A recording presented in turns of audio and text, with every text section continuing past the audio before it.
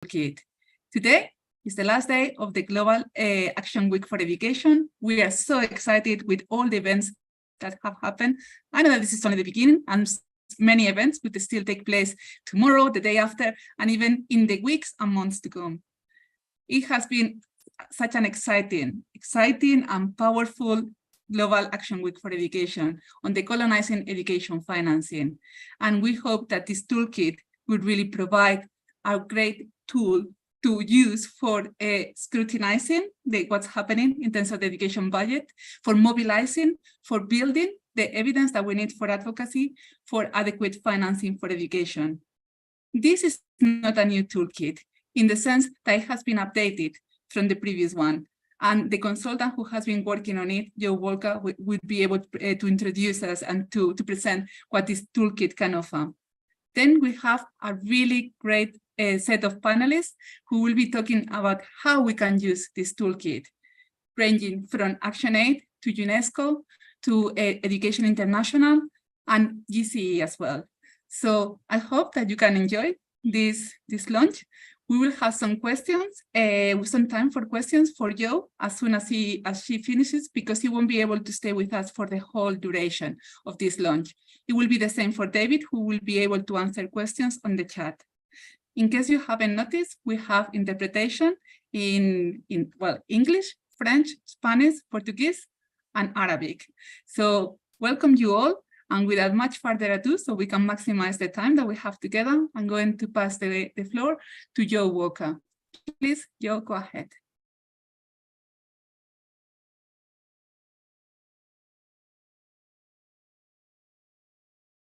You are on mute if you are trying to speak. No, I wasn't. I was trying to start sharing my screen. I hope everyone could see this. What I'm going to do is actually walk us through the toolkit and to give everyone a sense of what's in there in the detail of it. We'll see how that goes. It will involve quite a bit of me scrolling through, but bear with me.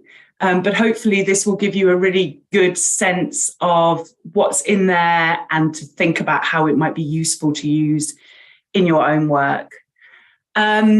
But before doing that, I think it's maybe worth saying a few words on the toolkit, because I wonder if some people who may be on this may be aware of the first version of the toolkit.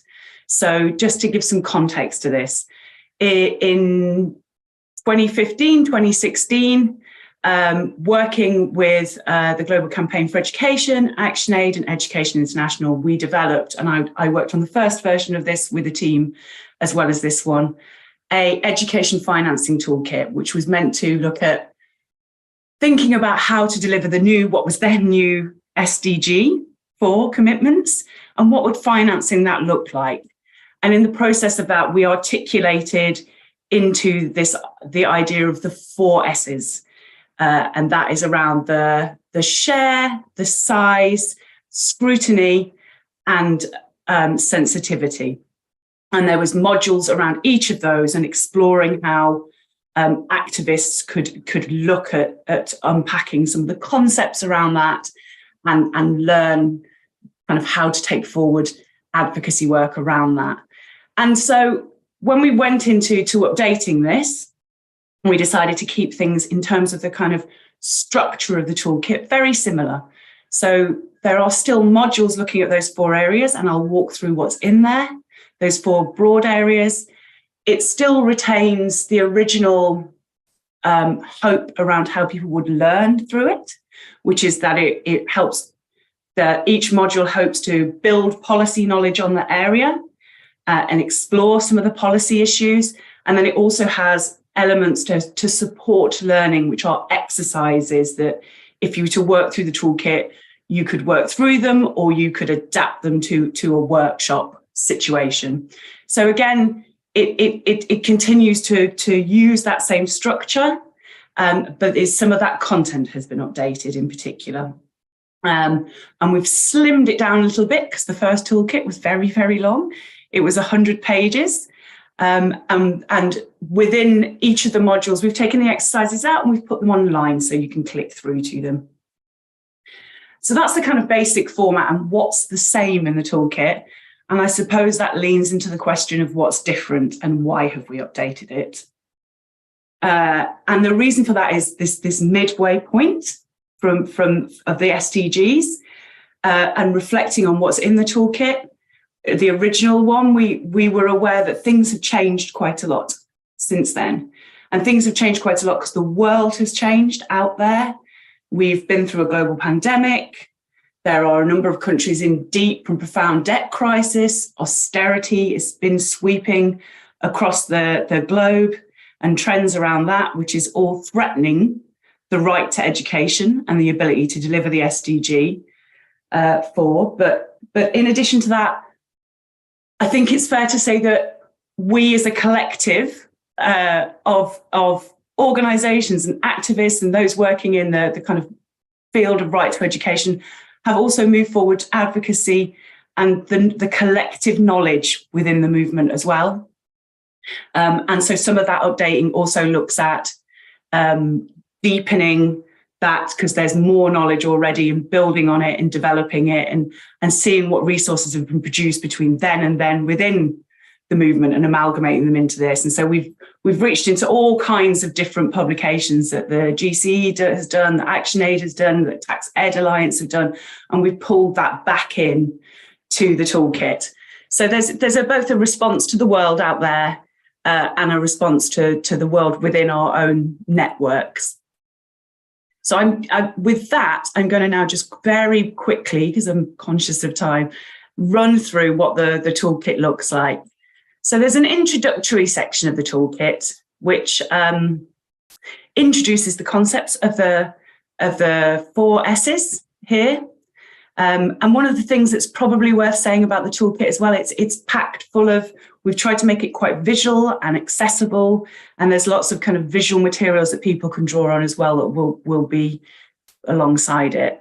So just to quickly touch on those then, the 4 S's are the share of the budget, the size of the overall budget, so that's the revenues available in order to allocate to education and other sectors, that sensitivity piece, which is sort of looking at how do you use the budget to address educational inequalities, and then the scrutiny, which is how do we all get involved in scrutinizing the budget and holding commitments and governments' feet to the fire and accountability. The introduction also frames, and we're going to hear more of this from other people on the panel, frames some of those areas around that have kind of led to some of the changes in the toolkit. So we're going to hear from David, who's going to talk about the Transforming Education Summit and the outcomes of that. And that has helped drive some of the changes that are within the toolkit. And we're all together on Global Action Week to look at that decolonizing financing education. And there's some areas in that introductory section which kind of explores and explains how that all intersects to develop the 4 S's framework to be even wider than the original one.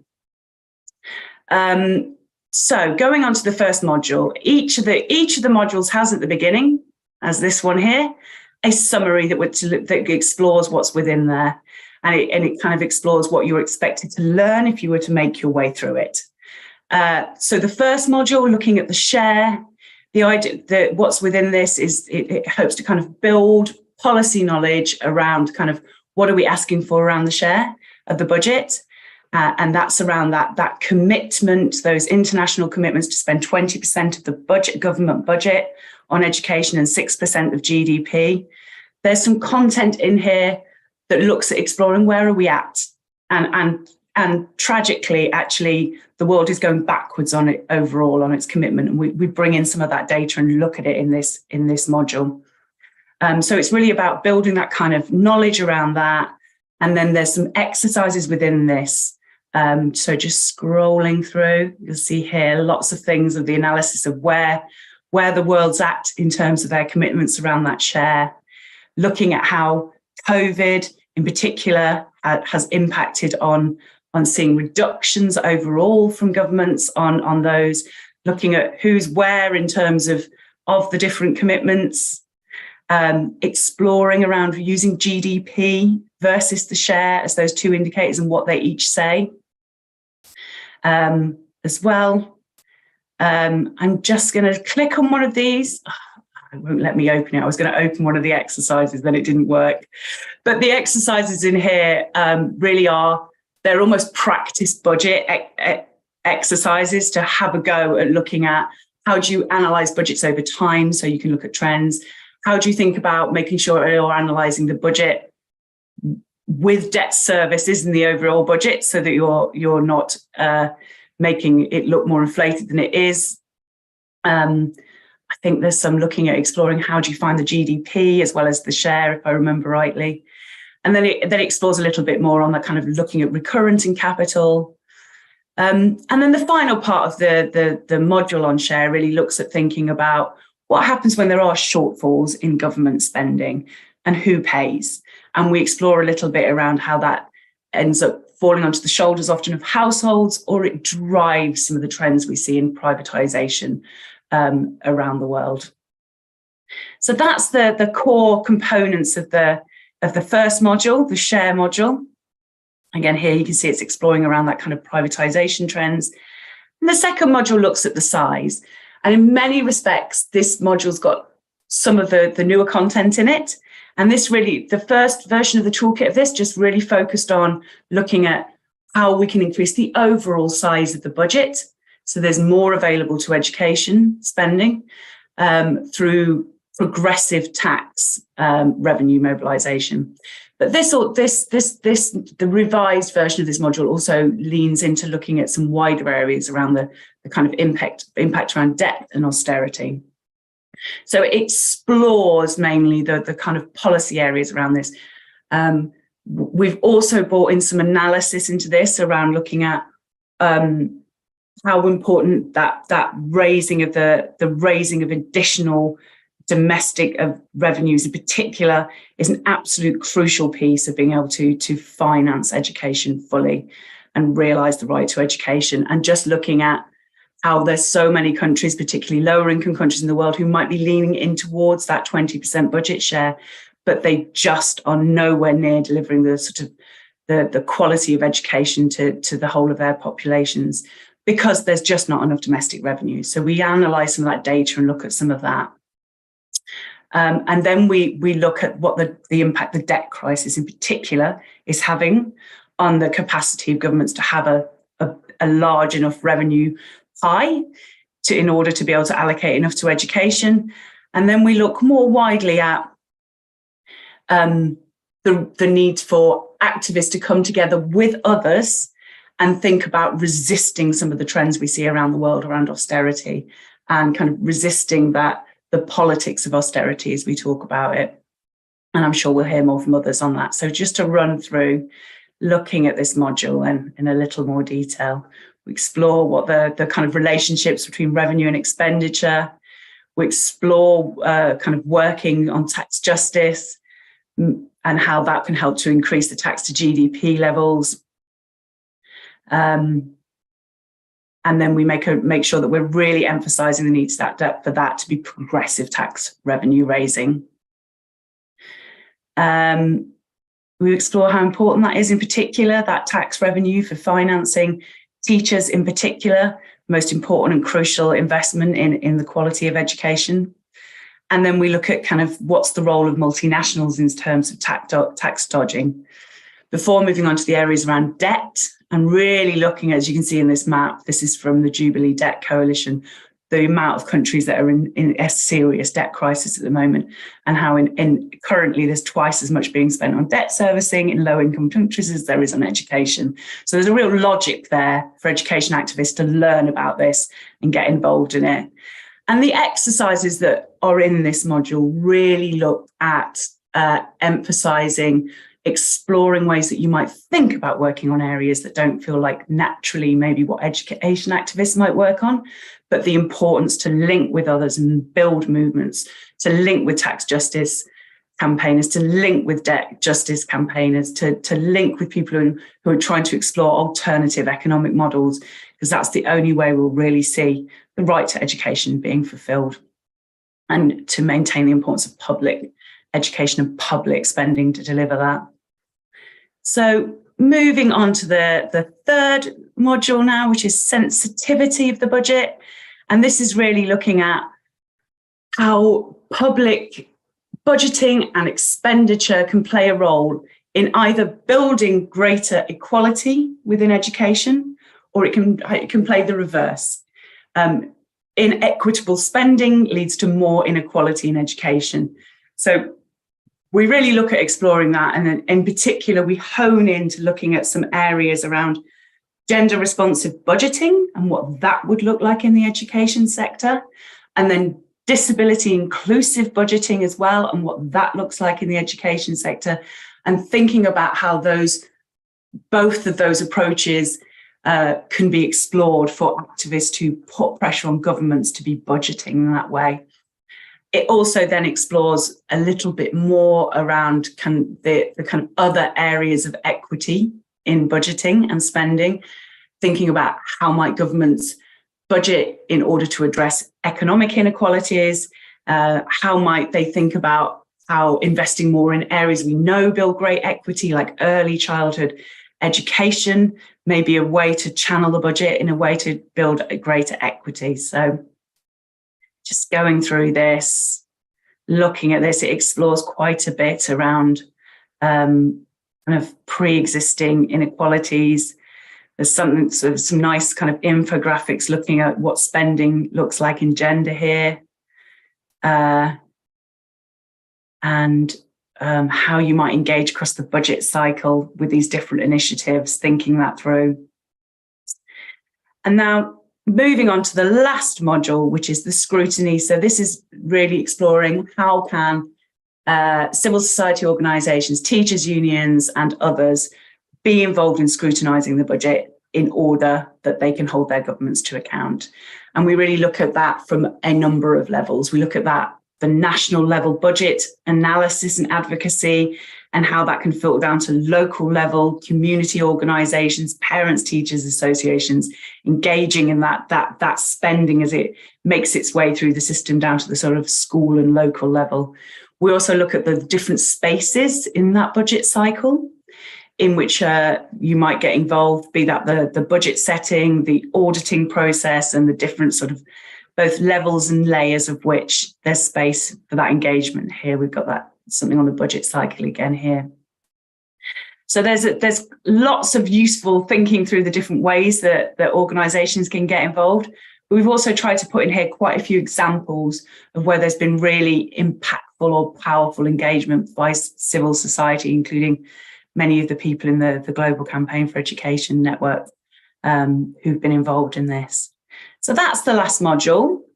There's an annex which looks at what was one of the original modules, which looked at something called budget basics. So it's just exploring some of the kind of basic concepts around how budgets are structured for people who are coming very afresh at looking at doing budget analysis.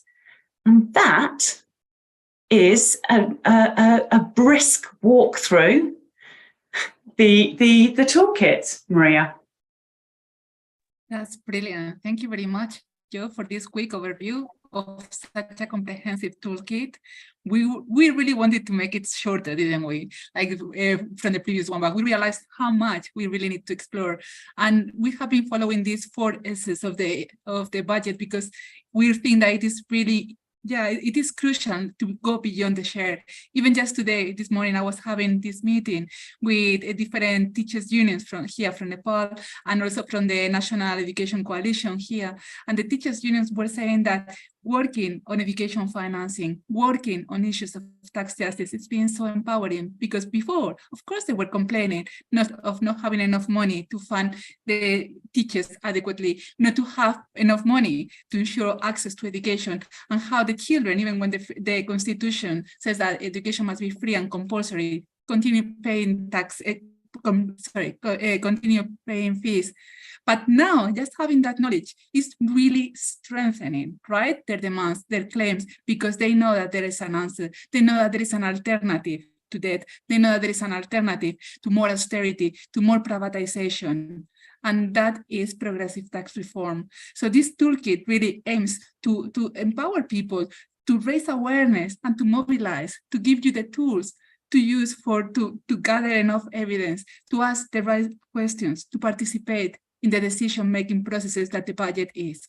So I'm going to now open the floor. If you have any clarification questions, this is the time, because you won't be able to be with us until the end of the webinar. So I'm going to allow around 5 minutes. So please do be brief when you are asking your question. You can ask it in your language if it is one of like English, French, Spanish, Portuguese, or Arabic. So if you want to ask a question, please raise your hand and we will be able to promote you so we can hear you. I will have a look and Salma will be counting on you to promote whoever raises their hand. So I cannot see anyone just yet, but also you can ask questions in the Q&A section. We have a question in the Q&A. Perfect. So I can see a question from Damian Marie Adeleke. Thank you for the toolkit presentation. Just to ask if there will be training on the use of the toolkit. Great, that's a really good question. And yes, that's the plan.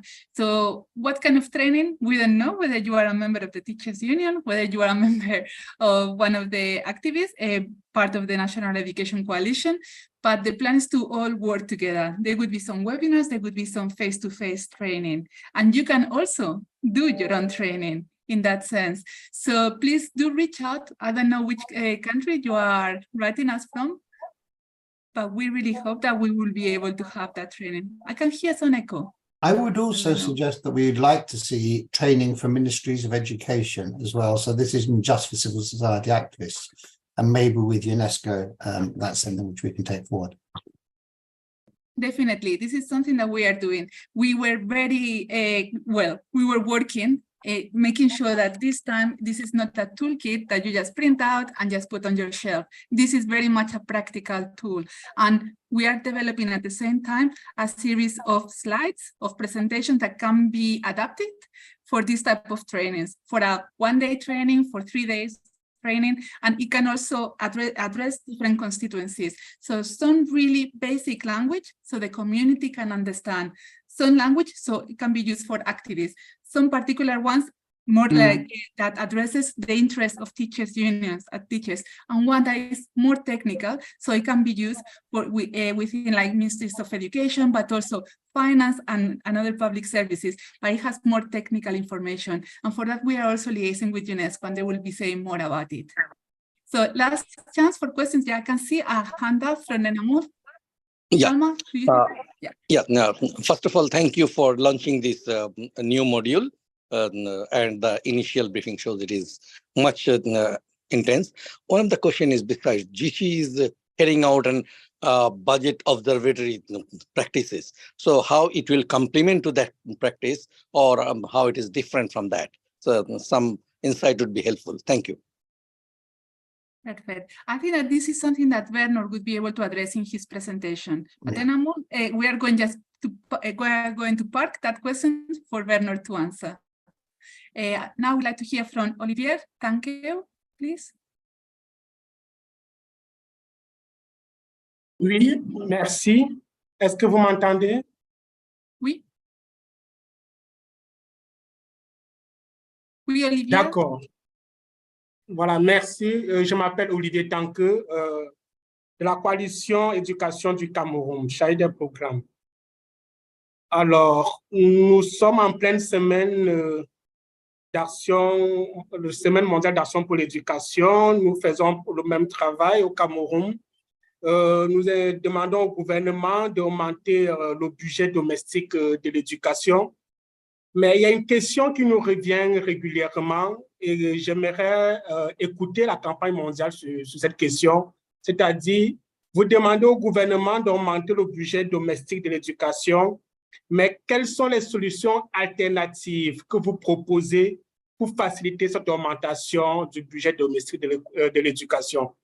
J'aimerais bien entendre la campagne mondiale sur cette question. La campagne mondiale pour l'éducation. Merci. Thank you very much, Olivier.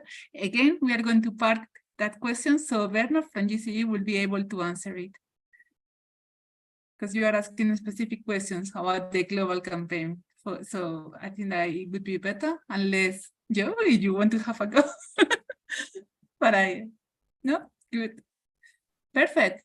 Well, I really would like to encourage you all to have a look at the website, and we at the website at the toolkit, and just to say that we have it already translated into the different languages, but we are currently designing it.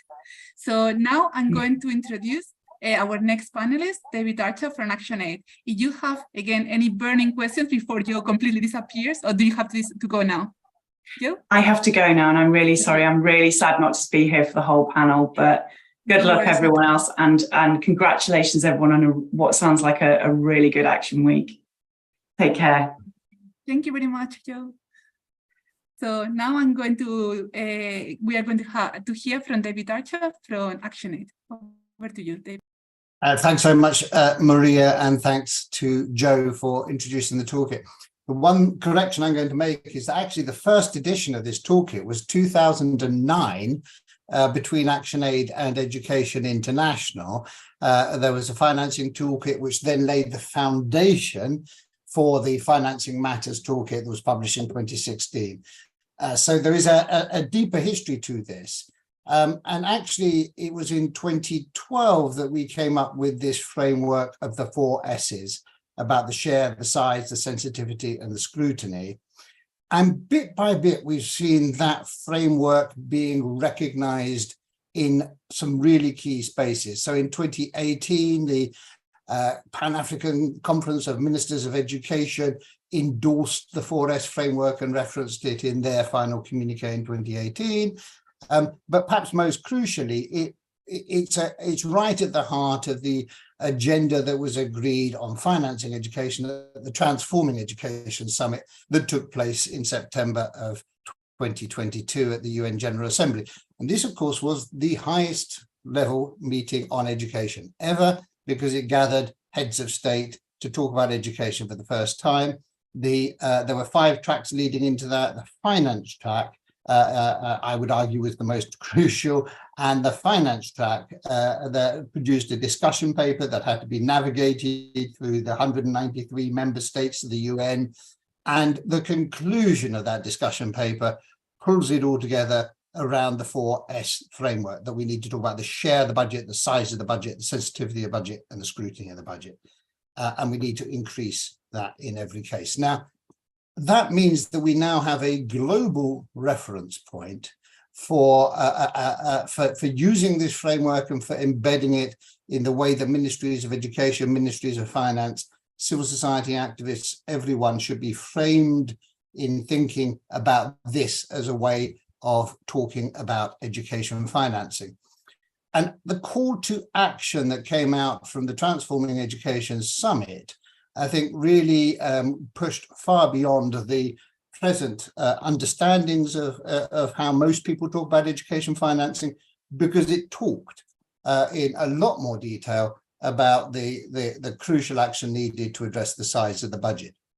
I think we've all been talking about the share of the budget to education for a very long time, certainly going back to Dakar, even preceding Dakar, but certainly from 2000, talking about getting governments to spend 15 to 20% of their national budgets, or 4 to 6% of GDP, has become a normal practice. It's been a backbone of a lot of civil society activism. National education coalitions have been putting pressure on their ministries of education and on their governments to increase the share of the budget spent on education. And it is really, really important to continue to do that, because some countries are still falling really short, spending less than 10% of national budgets on education. And it is really important to put pressure in those cases, whether it's Nigeria, Pakistan, countries which have got an appallingly low percentage of the national budget spent on education. One of the innovations in the Transforming Education Summit was to say, if we're asking for 15 to 20% of national budgets to be spent on education, the same should be held true for aid. At the moment, only about 5% of aid gets spent on education. We need to be seeing aid budgets dedicating 15 to 20% to education. That's the first time that such a benchmark or reference point has been agreed in an international meeting. And as I say, being the highest level meeting on education that has happened historically, that becomes a really important reference point. So action on the share of the budget is important, but that is often within the comfort zone, things that we've been working on for many years. I think the area which is much more challenging for many people is where we get out of our comfort zone and talk about the size of the budget overall. But it is absolutely fundamental, because a good 20% share of a very small budget is a very small amount. So we need to be serious, and this needs education actors to engage with others with much more strategic economic policy and working with allies who have an understanding of these issues, and building our own understanding around how do we take action to increase the size of the budget. The Transforming Education Summit laid out 5 key areas of action on the size of the budget. And I think each of these is really important. They're all picked up in this toolkit. The first one is about the critical importance of action on tax, because the level of tax revenue collected is the biggest determinant of the size of the budget. And most low-income countries have got a tax to GDP ratio of about 16% at the moment. Middle-income countries about 30%, high-income countries around 40%. On average, there are variations, but 16% of the national budget collected in GDP, tax to GDP ratio, is simply not enough. And one of the most compelling things that we've found was that even the IMF, who are often not our friends or not our allies for lots of different reasons, but the IMF, when they said, how can we finance the Sustainable Development Goals, say action to expand tax revenues is the most fundamental, probably the single thing which could make the biggest difference. Most low-income countries could expand tax to GDP ratios by 5 percentage points. So from, say, 16% to 21%, any country that did that would be in a position to double its spending on education and double its spending on health. This is fundamental. I keep saying this, but it's so important to understand that this is not about just a very modest increase in the spending on education. This is about getting to a point where we can really dramatically, seismically shift the money available for education and genuinely transform public education systems.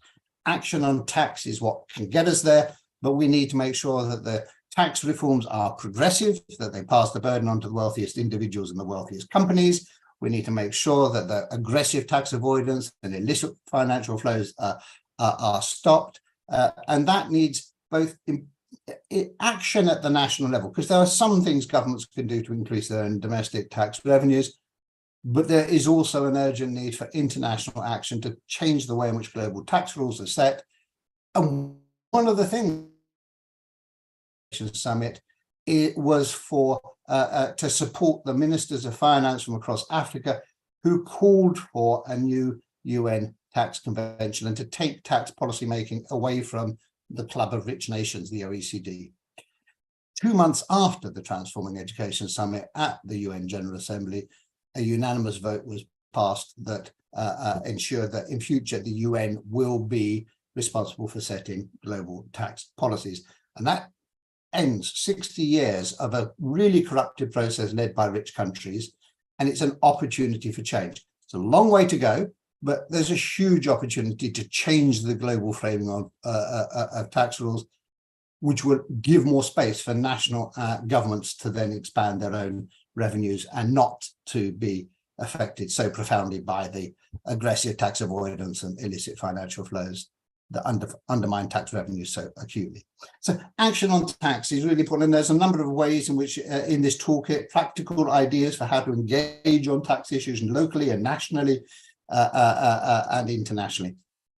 But, you know, it's all well and good collecting a greater level of revenue in tax. But if the very first thing you have to do with that tax is pay off a debt, then you have a problem. And there are so many countries now in debt crisis, 55 countries around the world in different levels of debt crisis.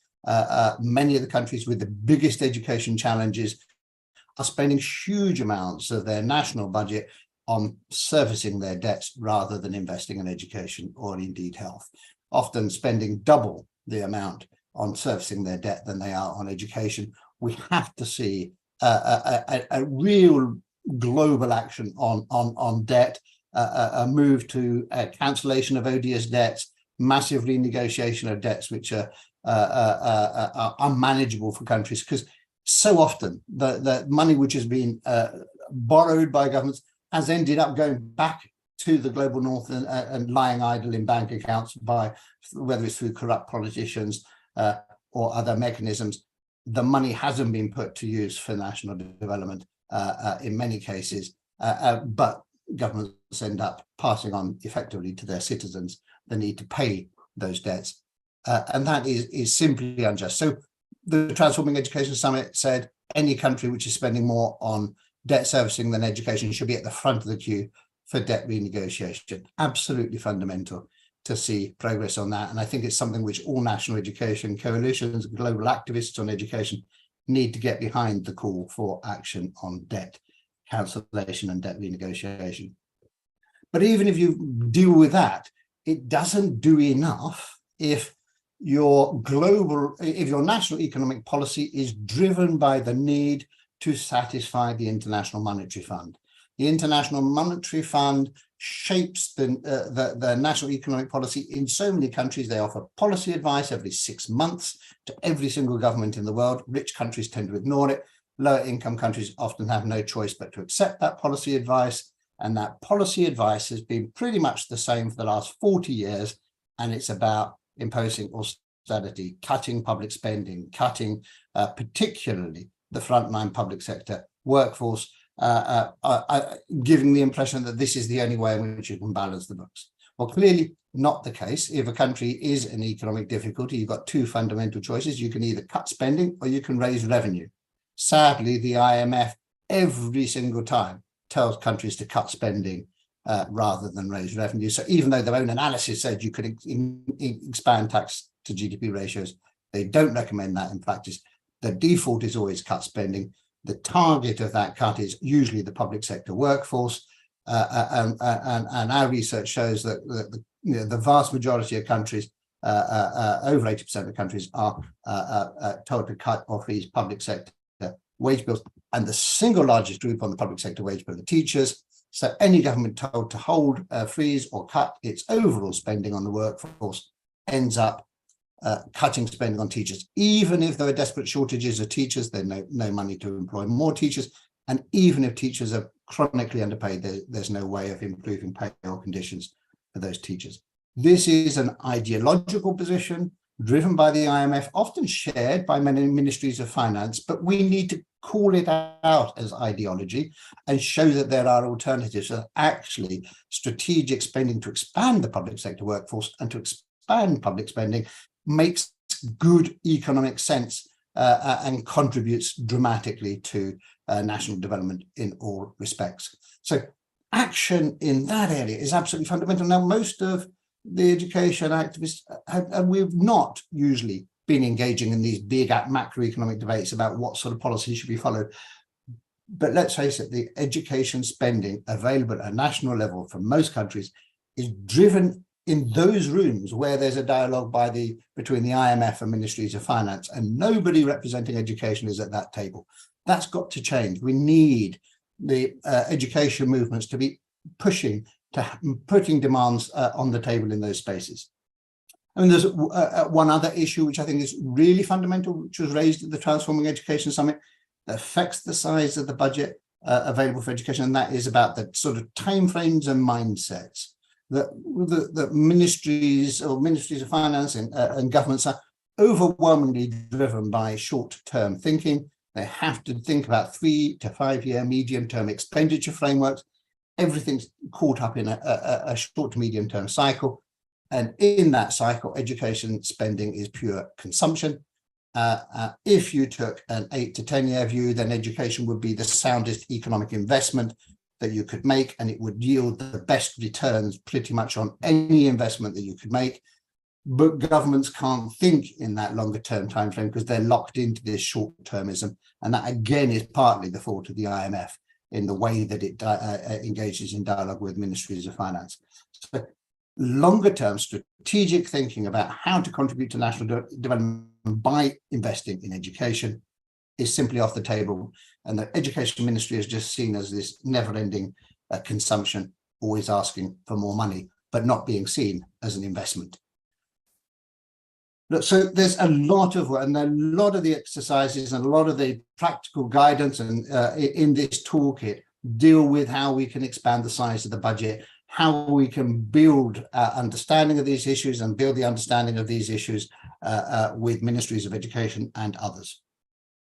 Of course, the toolkit goes beyond the share and the size and does talk about the sensitivity of the budget, because what's the use of having a good sized share of a good sized budget if it's actually allocated in the wrong way?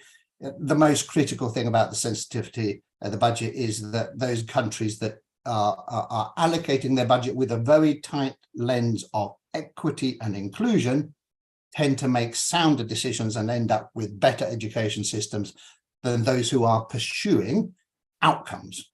If you're pursuing learning outcomes and you're trying to sort of improve outcomes, particularly for the elite, you tend not to improve the system as effectively as if you were driven in all your budget choices and all your allocations by a lens of equity. So sensitivity of allocation is absolutely crucial. But look, a good sized, good share of a good sized budget, which is sensitivity allocated, will not deliver change if the money doesn't arrive in practice. One of the things which I thought was most compelling about the World Bank World Development Report in 2018, the first time they'd ever done a World Bank Development Report on education, was flagging that one of the biggest problems is that the most disadvantaged communities, the money just doesn't arrive. In the most excluded communities, these are the last places where public spending on education actually arrives in practice. And that's why you need scrutiny. You've got to track the education budget at every level. And this is a really critical role for civil society organizations, independent tracking of the budget to make sure that the money arrives in schools, that the right people are making decisions about it, that there's a transparency about spending. And when education budgets are misused, whether it's by corrupt officials or head teachers, taking legal action to challenge them, because it's only when we've actually got close scrutiny of the spending in practice that we can be sure that the money will arrive. So all of these 4 S's are crucial. The toolkit provides, I think, some really practical resources to help you work through that, absolutely updated and aligned now with the agenda that came out of the Transforming Education Summit. So now these 4 S's aren't just something which we think is a nice framework. They are the recognized international framework for talking about financing of education. And we need to actually work with this systematically, and the toolkit enables us to do that. I think is a toolkit that we need to be using at every level, at the local level, to build people's critical understandings of the education budget and what's happening in their local schools, at a district level, because you need to understand the dynamics and the role of the district between the national level and the local. You need to build that awareness at a national level with ministries of finance, with ministries of education, with heads of state. We've now got the basis for a dialogue with heads of state on education because they were at the Transforming Education Summit. That summit has called for action on financing. That's the reference point that we can use for saying this is the time when you need to change. So let's get to our heads of state. Let's get to ministries of finance. Let's have that sort of level of engagement at national level. We have to sustain the engagement also regionally. This coming year is going to be the Africa Union Year of Education, huge opportunities to mobilize and demand global action on financing of education, and to make some of the links between the action on tax and action on debt and the financing of education, because debt is such a critical issue for so many countries now. And the Africa Union has got a good track record of having engaged on tax last year. So huge opportunities regionally and internationally, very, very big opportunities to work with this agenda internationally, to bring all the different actors together, those people working on SDG 4 in the high-level steering committee, in all of the international arenas where people gather to talk about education, including in the Global Partnership for Education. But perhaps most crucially, we have to bring the IMF to the table. Whether they're kicking and screaming, they've got to come to the table. The IMF have not been at any education meeting in the last 40 years, despite the fact that their policies and practices shape education budgets more profoundly than anybody else. They won't come to the table. They don't want to confront the impact that they're having on education because it's a negative impact. We've got to change that. The managing director of the IMF was supposed to come to the Transforming Education Summit. She was due to talk about financing, and she ran away 2 days before the meeting because she didn't want to face the music. We've got to make them face the music and recognize that there's a need to change their policies and practices if we're going to see a breakthrough on education. And all of this, I know I've got to wrap up, depends on us as a global education movement linking with other movements, whether it's the tax justice movements, the debt justice movements, other public service movements, health, water, energy, transport, care. We need to be connected with wider movements because we're not going to make a breakthrough on public education when other public services are being privatized or cut. Let's work together to reshape how we think about public services as a whole and to shift the shaping of the economy to serve an effective and well-functioning public services across the country, with education as the absolute heart of that. So this toolkit, I hope, is going to be practical and useful to everyone in fulfilling those very ambitious goals. But it's a really timely toolkit to have out there, and I'd recommend it to you all. Brilliant. Thank you very much, David, for your powerful presentation. And you are getting really good feedback on the chat and a question on the Q&A. So I would ask you to type on the your answer. And now, without much further ado, I would like to introduce Paula Raskin and Roland Munne. Probably I didn't pronounce your name very well, from UNESCO. So Paula, please go ahead. Thank you. Thank you, Maria. I hope you're listening very well. Thank you, colleagues. And so I'm Paula Raskin. I'm program specialist at UNESCO. And we at UNESCO, we welcome and really applaud the launch of this updated version of the toolkit, of the financial toolkit. And we want to take to this opportunity to share with you why we believe this toolkit is very important for UNESCO in general and for our work to support member states. So we can think of at least two key perspectives from which this publication is extremely relevant and timely.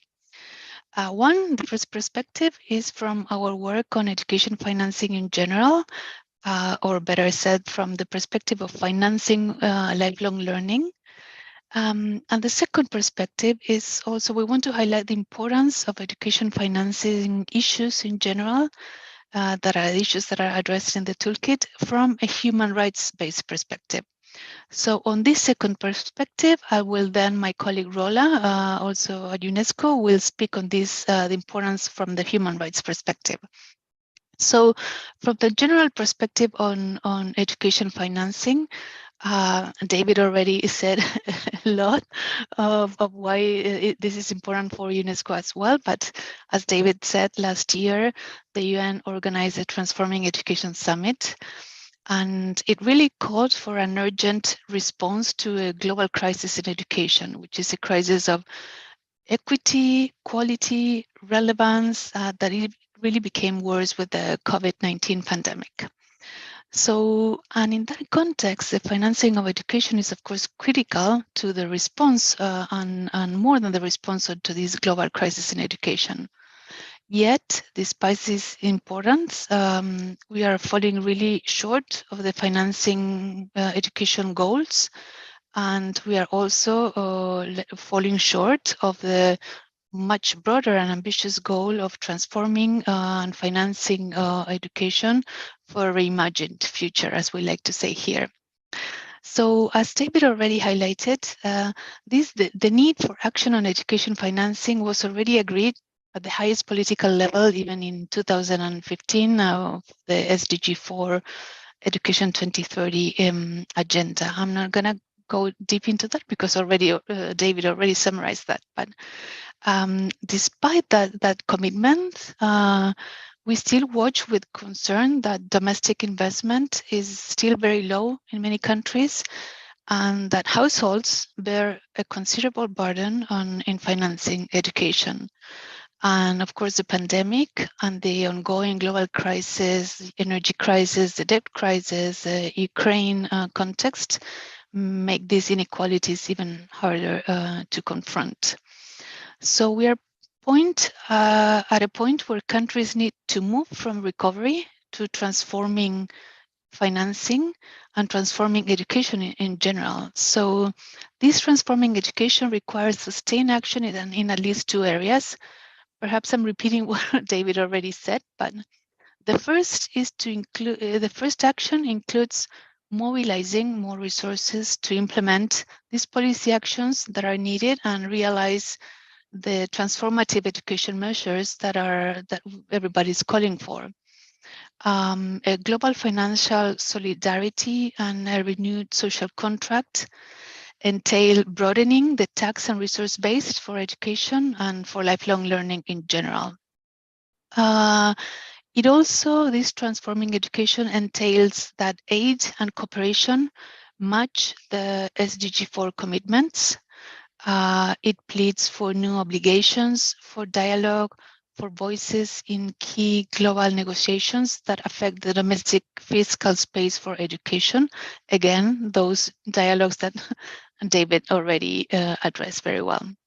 Intersectoral collaboration, contributions, partnerships, even with non-state, national and international actors also are becoming essential for harnessing the potential of technology, for example, and for leveraging digital learning. And that was key for the pandemic, during the pandemic. A second area for which this call for transforming financing for education is that the renewed social contract for education implies sacrifices on how the current resources are used to protect equity, mainly, but also efficiency. It means this renewed social contract, it means eliminating the misuse, the corruption, maximizing alignment around deliberate transformative education policy actions and goals. We all know that the most vulnerable receive less than their fair share of education, and especially when financial resources are not targeted to these groups. And this makes their living and educational trajectories and lives even harder than they normally are. So again, at the UN Transformative Education Summit, countries and all partners were urged to take concrete actions nationally and internationally to invest more equitably and efficiently in education. David already spoke very well of the Transforming Education Summit, but for all these reasons, UNESCO, we think the toolkit launch today is like years in the sky. I'm sure that by reading it, you will understand all the forces or barriers, like John said, that affect education financing and all the levers that are at our collective disposal to make the transformation, this financing transformation. Although the toolkit has been updated, the discussion still places the austerity politics at the center, which is of course unfortunate, but that's the ideology and the politics that still need to be present in all these debates. So the toolkit describes very nicely what we all can do in our work with governments or the international community to transform education financing, to advocate for increased financing, and on how to ensure that it's more equitably distributed and used. Any increase in the education budget financed by general taxation needs to be accompanied by an improvement in its efficiency in its use, accountability by improvements in public financial management. And it is also our role to advocate and work with governments to improve these areas as well, in addition to the areas of the size and that Joe and David highlighted. So we are all interested in how the suggested exercise of this toolkit and the activities serve you in your advocacy and activism with governments and with stakeholders, and to broadly engage other stakeholders in the dialogue to show these alternatives and the changes in mindsets that again, David was mentioning very nicely. So at UNESCO, we are discussing and collaborating with ActionAid on how we can reach technical people at the Ministries of Education and how to bring other stakeholders to the table. We're lately working on how to, here on our side, how to better, for example, better use financing data and evidence for education policy planning and implementation. And we're going to engage our regional offices with the work of ActionAid and on how to use this toolkit. We are organizing these kind of engagements. And in parallel, we're also discussing how our colleagues at the UNESCO International Institute for Educational Planning can also consider how to integrate this toolkit and their training out of this toolkit into their training portfolio for education planning. So that's on the first perspective that I mentioned at the beginning. So, but let me pass the floor to my colleague Rola, and from a right to education perspective, also requires our activism. So I let her share with you all how this toolkit and the education financing is important from the human rights perspective. I hope that Rola, you are connected. Yes, I see you. Yes, I pass yes. it down to you. Thank you. Indeed, yeah. Thank you so much, Paula, and thank you very much, Maria. So let me just complement maybe what Paula said, and bringing also this human rights-based perspective and explaining why this toolkit is really important. Just to mention that. When speaking about enforcement of the right to education, we often refer to the importance of developing solid, inclusive, and rights-based legal policy frameworks. While it's crucial to have such conducive environment and strong national institutional framework, a common obstacle to its domestic enforcement is not systematically the absence of an effective legal policy framework, but insufficient resources to properly fund its implementation. So there is a clear need for countries to revisit their responsibility to ensure that education system is financed adequately, equitably, and also efficiently to realize the right to education and countries' commitments under this right. Financing education, and this was discussed earlier, financing education concerns state obligations in two principal ways. First, the domestic financing of the education system, and second, the state responsibility as to international assistance and cooperation.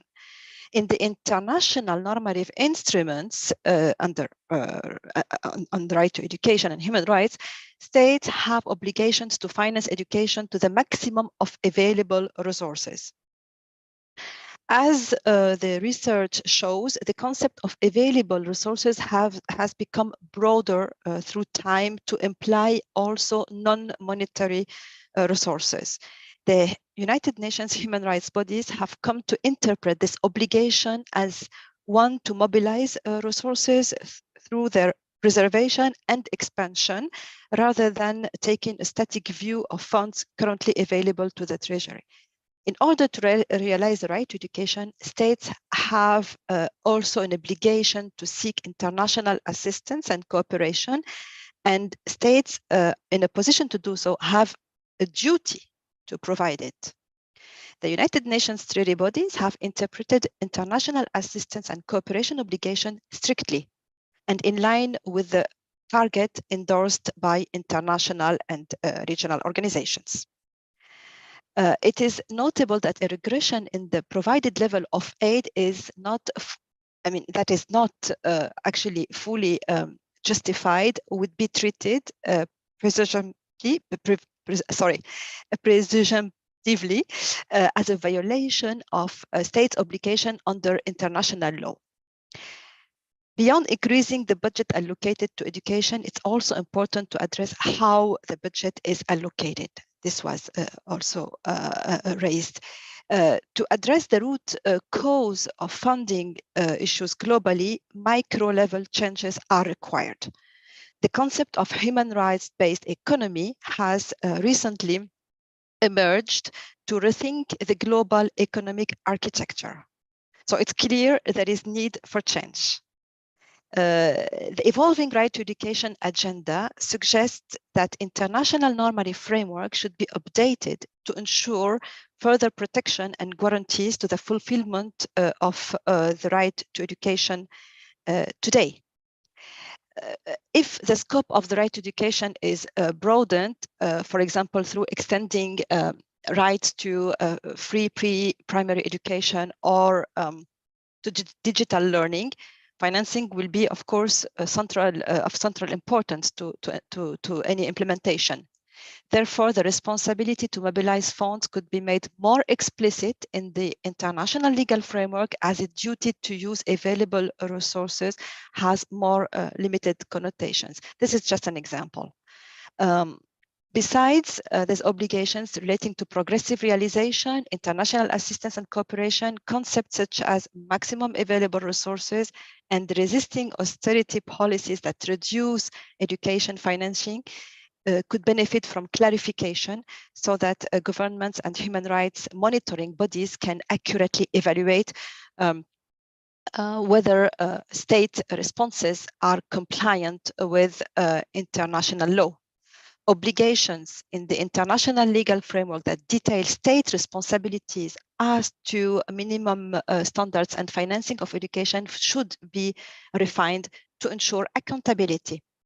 To conclude, I would like to mention that the right to education today is no longer the sole responsibility of the Ministry of Education. Intersectoral collaboration is needed to reflect the interdependence of rights and the priority increasingly afforded to a lifelong learning approach, inclusive education and equity. So it is in light of all these considerations that I wish to congratulate ActionAid for the development of such an extremely useful guiding resource, very didactic, practical, easy to use, and covering all relevant human rights considerations. Thank you very much. Thank you very much, Rola and Paula, for your great presentations and for reminding us that, education is a right. It has some really legal commitments, the maximum available resources, and how this can be used as well to investigate whether countries are actually allocating the maximum available resources, and the need for all to follow up and to hold states to account for all the commitments made in the Transforming Education Summit and other commitments. I would like to say that this toolkit is not only ActionAid, it's the TaxAid Alliance, and it's ActionAid, Education International, Global Campaign for Education, and the others as well. And you have been also inputting. So I would really like to, again, thank UNESCO for all the good input that you have provided for this toolkit. Now, without much further ado, I would like to introduce our next panelist, who is Dennis Señolo from Education International. Dennis, over to you. Thank you very much, Maria. Hello, everyone. This toolkit comes at a time when we need it most. Why? Because, as we all know, the world is off track. And we know clearly that on current trends, SDG 4 will not be achieved by 2030. So we need a radical shift in government commitment to achieve SDG 4 by the given deadline. From EI's research, we see two major bottlenecks to achieving SDG 4. So these bottlenecks are retarding progress. The first one is related to teachers. We simply don't have enough numbers of trained and qualified teachers. There are other issues around teachers, which is related, for example, to poor salaries and working conditions, making teaching a second choice profession or a stepping stone to other professions. So this is a big bottleneck. Young people are not choosing teaching as a first choice profession. And then the second bottleneck is that related to education financing. Our governments, as we've heard again and again, are not investing sufficiently in education. But let's go back to the first bottleneck and examine it a little bit further. We know from UNESCO data that 69 million teachers are needed globally to achieve SDG 4 by 2030. These are only primary and secondary school teachers. If you add other levels of education, the number could be higher. We're expecting new figures this year from UNESCO and partners. So we will see what the projections are when, for example, the International Task Force on Education 2030 launched their teacher shortages report at the General Conference of UNESCO in November. In sub-Saharan Africa, for example, 16 million new teachers, primary and secondary, are needed to achieve SDG 4 by 2030. Countries like Chad, Malawi, Mozambique, Niger, Central African Republic need to increase the number of secondary school teachers by 15% every year. That's enormous. And in sub-Saharan Africa, only 67% of primary school teachers and 61% of secondary school teachers are trained to national standards. And then we also have the challenge of irregular payment of teacher salaries, whether you're talking about the Democratic Republic of Congo, Nigeria, Yemen, Lebanon, Afghanistan, and so on. And part of the challenge really is that for governments in conflict and crisis situations to be able to pay teachers, the development partners need to commit funding that is predictable, that is over time. We've heard sometimes that the biggest proportion of the education budget goes to teacher salaries. There are people who say this is a negative thing. We always say rightfully so. But if you grow the size of the budget, that means then you'll be able to pay teachers a living salary, a living wage. You'll be able to improve their working conditions and still have money to take care of infrastructure, teaching and learning resources. So the biggest issue here, or challenge really, is not the teachers. It is inadequate financing of education. That's why I always argue that while many people describe what's happening in education as a global learning crisis, whether you're talking about donors, the World Bank and others, they say there's a global learning crisis. I always argue that actually it's not a global learning crisis, it's a global education financing crisis.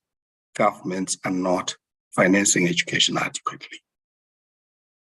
We also see from our work and research at Education International an increase in privatization and commercialization of education, whether in the form of public-private partnerships or in the form of EdTech, education technology companies coming in and saying, we're going to help you during COVID or beyond COVID to be able to deliver teaching and learning remotely.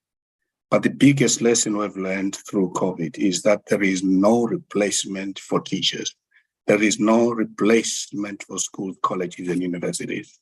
In-person teaching remains the most relevant and the most effective, and the school remains the most relevant and effective and safest place for children and young people, especially girls. We know how many girls were affected by the environment of being away from school, whether it's through pregnancy, early marriage, and so on. Why are these issues important, and how relevant are they to this toolkit? If we're to address the challenges that I've just outlined, the answer lies in education financing. It can enable us to train more teachers, recruit more teachers, for example, build infrastructure, provide teaching and learning resources. So that's why this tool matters. But how can education unions or teacher unions use it? First and foremost, for those who may not be aware, on the 24th of January this year, Education International launched a new financing campaign. We call it Go Public Fund Education. Go Public Fund Education, launched on the International Day of Education. So this campaign has been rolled out in different regions in Latin America, Asia Pacific, Africa. For example, in Africa, we had two major events in Nairobi and Kampala, Uganda in February. And we're organizing yet another big event in Accra on the 21st and 22nd of June, where we're bringing our affiliates, member organizations from Senegal, from Ghana, from Nigeria, and from Zambia. And we're linking, Maria, with the Tax and Education Alliance work we've been doing over the years. So we are going to use that opportunity to bring our affiliates and then talk about the research, talk about the work, advocacy work that has been done in that context. This has also included our colleagues from Nepal and I'm aware that they are online today. So this is a great opportunity, working together with our partners, Action Aid, the education coalitions in Ghana and elsewhere, to talk about how to address, for example, in the case of Ghana, the new loan that has been given to Ghana by the IMF, $3 billion United States dollars. What's the impact of that loan? We'll be talking about that as well. And as David said earlier, indeed, in the case of Ghana, the IMF has actually advised that Ghana should increase the level of taxation. A challenge to us as civil society partners, as teacher unions and others, is how it is the detail, how to go about this. If you look at the case of Ghana, I don't mean to dampen your spirits. People are squealing and crying because they think taxes are too high. I was looking the other day at the list of taxes we were paying just to buy ink for a print, about 4 or 5 taxes, including a COVID-19 tax. People are saying, but COVID-19 is almost gone. Am I saying we shouldn't focus on taxes? No, I'm not saying so. We should. And David said progressive taxation. That means instead of going after the ordinary people who are poor and suffering, let's go after high-income earners and these big companies. They should pay a fair share of their taxes. We should then go to education. I've also talked about privatization being a big challenge. EI has been running over the years a campaign called Global Response to Privatization and Commercialization of Education. As we move forward, we are fully integrating this into the new Go Public Fund Education campaign. And for example, in the case of Africa, we will be launching the campaign in new countries, including Malawi, Rwanda, Zambia, and Cameroon. It has already been operating in 8 countries.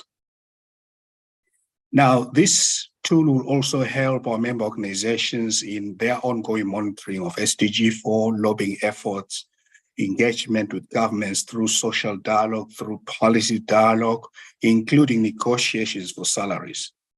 If the union can go to the government and say, yes, we want more money, but we know where you can get the money from for you to be able to pay us more, that would be powerful. And this tool provides those possibilities through progressive taxation, for example. This tool is going to help teacher unions through capacity building. We've been doing that in the countries that I mentioned earlier, Zambia, Senegal, Nepal, and more. We will be using the tool in our ongoing capacity building work in Education International. For example, in Nairobi last year, we launched an intensive training for teacher unions. I remember our friends at Tansefa were there. 1 week intensive training on advocacy, capacity building, and so on. We're moving this to West Africa, so we'll be having it in September in Lomé, Togo. So we will then be bringing this toolkit as part of the resources that we'll be sharing with our affiliates. Now, we have heard about different opportunities. Yes, 2024 being the African Union Year of Education is a great opportunity. EI has been consulted by the African Union on how they can advance education next year. And we've proposed 2 major events. 1, it is an education financing event, and 2, it is a teacher event. We will see if the African Union has taken these on board. But the most interesting thing is that the Continental Education Strategy for Africa is coming to an end in 2025. And next year, the African Union will be developing a new strategy post-2025. So EI has already sent proposals to the African Union, and we'll be happy to continue this dialogue with you as partners to see how we can embed education financing into the new strategy. Of course, we have the high-level political forum coming up in July, the UN General Assembly coming up in September. We have the Global Refugee Forum coming up in December in Geneva. And then we have the UNESCO General Conference coming up in November. These are great opportunities for us to push for more investment in education. Let me end by saying this, by way of emphasis. 97% of the resources that go to education come from domestic resources, revenues. Therefore, it is important that we unleash the potential of domestic financing of education. It is only through domestic financing of education that we can actually achieve SDG 4. I'm not excluding aid. Aid can complement what governments are putting into education. But the real game changer is getting more resources domestically by, of course, increasing the size of the budget and making sure that a fair share of that goes into education. Therefore, colleagues, governments must demonstrate clear political will and commitment by investing in education and teachers now. Thank you. Thank you very much, Dennis, for highlighting the real plight, right? As you were saying, the global education financing crisis, how it really affects teachers.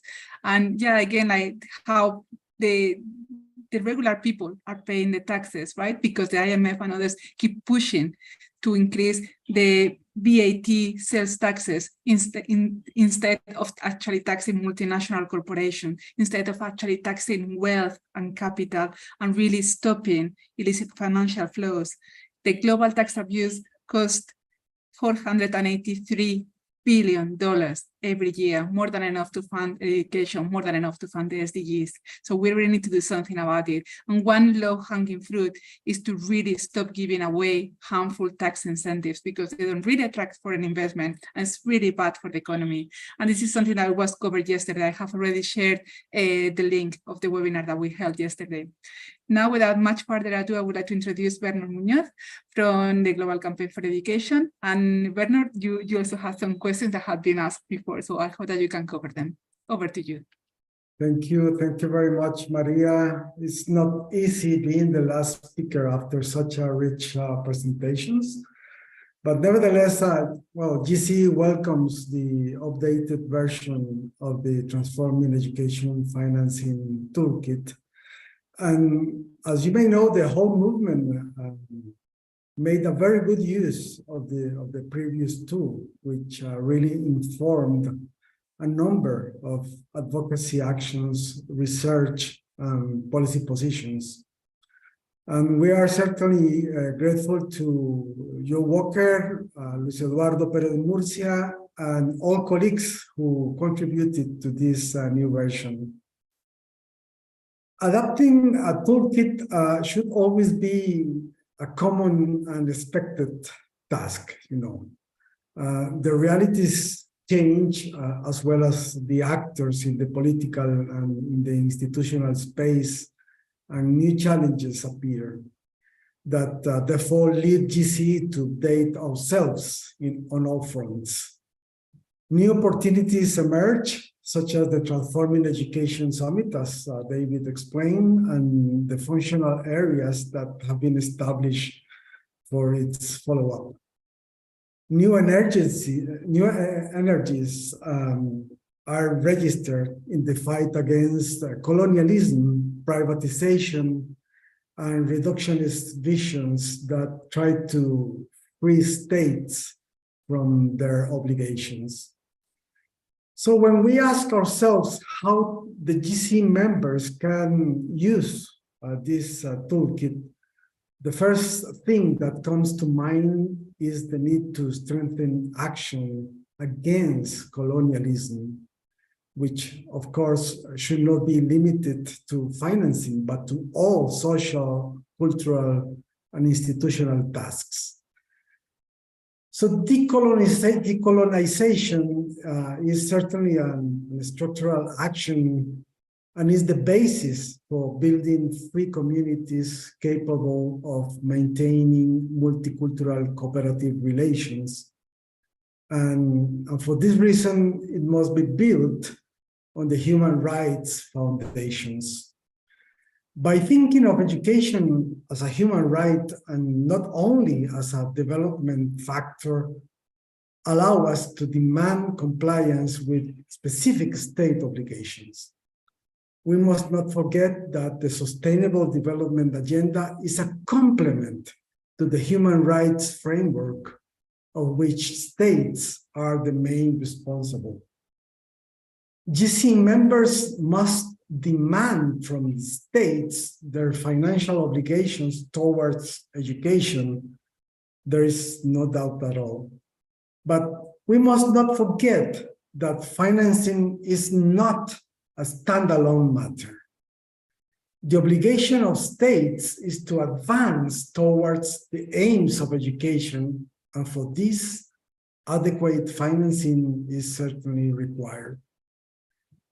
Education funding is not stranger to the aims of education, so I am stressing this to remind that money is needed not for just any education, but for one that achieves the goals set by the human rights law. The current financial context is characterized by severe shortages and conditions set by rich countries and their financial organizations, such as the OECD, the IMF, and the World Bank.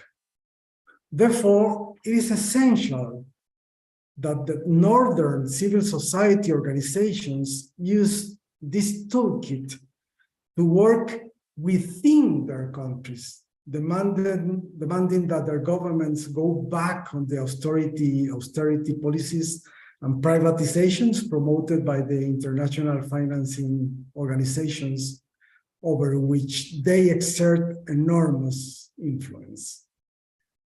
Northern CSOs, Northern civil society organizations, have the obligations to fight internally in their countries against extractivist systems and exploitation policies, since the change in these domination systems would lead to new economic schemes based on fair relations. Joint action of the GC members should focus on strengthening public education systems as recommended by the toolkit. We should remember that we're part of a global movement that favors public services and with them state obligations. So public education is not that offered by representatives of the population who, despite not profiting from education, serve other private or religious purposes. Finally, this updated toolkit allows GC members to establish new ties with people's movements. The right to education should be claimed in the political arena. Governments rarely respond to specific requests, and only those promoted substantive changes where they recognize the popular forces are moving behind the demands. The national education coalitions should be part of the social movement in their countries, and building that movement is part of our responsibilities. Let me switch quickly to Spanish, and then it would be easier for me to respond some of the questions that have been made. Quiero recordar entonces que el financiamiento de la educación se mueve entre la arena política y la arena legal, ¿no? Entonces, lo que hemos visto en las acciones de nuestros miembros es que la movilización por la incidencia es fundamental. Esta movilización tiene un carácter esencialmente político, ciertamente, pero al mismo tiempo debe llevar a modificar los marcos jurídicos, los marcos normativos, para que respondan a los principios establecidos por el derecho internacional. Esto es fundamental porque de otra manera no se puede llamar a cuentas a los gobiernos si no existe un marco legal interno que así lo justifique y así lo pida. Hemos visto entonces que el acompañamiento en la acción legislativa es muy importante como una acción estratégica de nuestros miembros. Hemos observado, por ejemplo, que algunos de los miembros de la campaña mundial han logrado establecer protocolos de acción para el financiamiento educativo de manera tal que los legisladores puedan desarrollar esquemas progresivos de financiamiento que obedezcan a las necesidades de toda la población, pero especialmente de las que son más necesitadas. En este caso, cuando existe una base normativa, una base jurídica que así lo permita, la posibilidad de llevar a cabo litigio estratégico tiene mucho sentido. Hemos observado, por ejemplo, que se han llevado a cabo demandas a favor del derecho a la educación de poblaciones específicas, como a las personas con discapacidad, por ejemplo. Y estas demandas que se han llevado a los tribunales han tenido buenos resultados. Este es un ejemplo de cómo las coaliciones nacionales que conforman la Campaña Mundial de la Educación pueden lograr cambios específicos. Ofrecer también estudios que demuestren cómo la inversión educativa tiene impacto directo en la vida de las personas ha llevado también a movilizar la opinión pública y la acción consecuente desde los congresos, desde los órganos legislativos.